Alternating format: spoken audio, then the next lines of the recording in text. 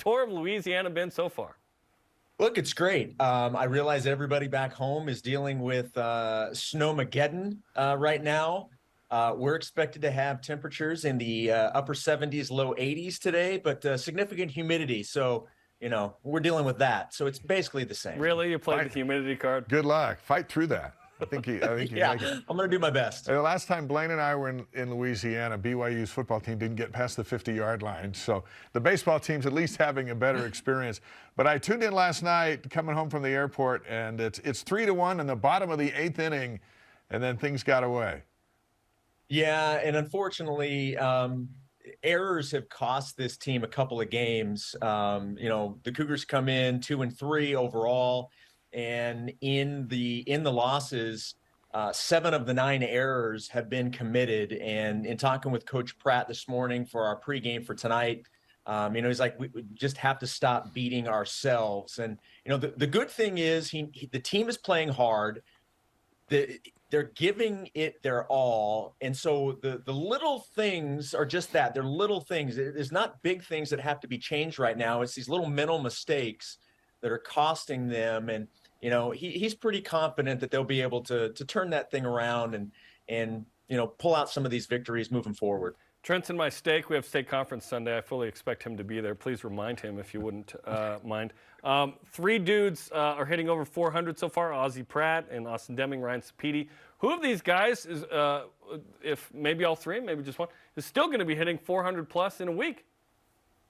Yeah, I mean, like at this point right now, with the way that they're swinging the bat and seeing the ball, I'm not going to put it past all 3 of them to stay as hot as they are. Look, Ozzie Pratt is exactly what you're looking for in the leadoff spot. He's a guy that gets on base, and then once he's on base, he can use his speed to work himself around the bases, regardless if there's a base hit or not. All 3 guys, now speaking of Deming and Sapedi, both have 2 home runs, and that leads the team. But one thing that those 3 players have done, and quite frankly, as a team, BYU Baseball has done in a pretty impressive fashion, has been hitting doubles. In fact, last night, there were 3 RBI doubles in the game by BYU. The Cougars right now, they're putting up some runs, and last night they were only able to muster the 3. But that has been last night was the exception to the rule. They've been scoring runs to open the season, and that is certainly a good sign. Well, Trent Pratt, as we mentioned, is in Jerem's stake. I learned that today here on the show. He did tell me. He says that that was one of the negative selling points to being where he is. By the way. It's all geography. Last year he took over midseason, so this is his first start to a season as a Division I head baseball coach. What have you noticed from him as he marches through this time for the first time? Well, first and foremost, and Dave, you're obviously around the baseball team, calling the games on BYU TV. And one thing that's pretty obvious is just how much the players really like and respect Coach Pratt. And he's one of those guys, he demands a lot of you, but he also lets you do your thing. He's not gonna constantly be talking to you. If he needs to, he will. But he's going to let you be you. He's going to let you go out and do what he knows you're capable of doing. And the guys really respond to that. And before we went on this trip, and I've done this, over the last couple of years with Coach Littlewood, now with Coach Pratt, just kind of, even though I'm around the team and in practices and whatnot, just kind of have a one-on-one sit down with him before the season, just to kind of go over some big picture stuff.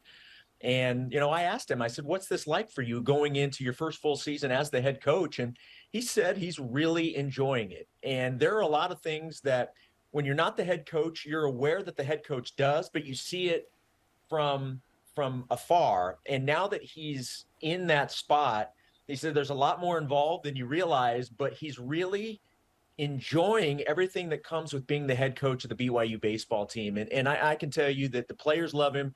His assistant coaches love him, and the Cougar baseball program is in very good hands with Trent Pratt. We'll finish with this. How many times have you watched the Andy Reid interview from earlier this week? Well, I will tell you at least twice that I've watched it. I've also listened to it a couple of times. I know Andy didn't actually say the win in the Super Bowl was dedicated to me, but I know in his heart that's what he meant. It was one of those things that he didn't have to actually speak about. It was just understood. So, like, I appreciate that from Big Red, which is what I call him because we're that tight. Sure. Yeah, we call him Andy because we're on a first name We'll go basis. with Big But Red. yeah, Will you please go on a swamp boat tour while you're back there in Louisiana, and then we can talk about it. It'll be the Yeah, coolest thing you were ever telling do. me that you and Blaine did that, and I'm gonna have to find some time. We'll see if there's time in Make some between time. prepping and getting ready for the game. If you don't there's a join chance- us until the third inning, we'll know that it's because you're on a swamp boat tour. It'll be worth it. I texted Shep Saturday. I go, Albert Pujols is 20 feet away from me at Vivint Arena. He goes, I just said that on the air. We know you have time, Shep. You have All time. right, I'm gonna see if I can make it happen. All right. Thanks, Shep. Best of luck on the guys. call tonight. And- You can listen to the game, by the way, tonight. 7 Eastern on the BYU radio app. And again, Shep does a nice job.